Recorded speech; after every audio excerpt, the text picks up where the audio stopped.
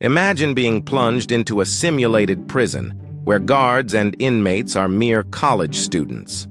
The Stanford Prison Experiment, led by Dr. Philip Zimbardo in 1971, did just that, and the results were chilling. Within days, guards exhibited authoritarian behaviors, while prisoners endured extreme stress and helplessness. What drove these ordinary people to such extremes? Was it the situation or something deeper within human nature?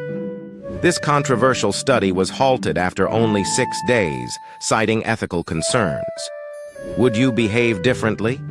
Dive into these questions and uncover the dark side of human nature. What do you think this reveals about us all?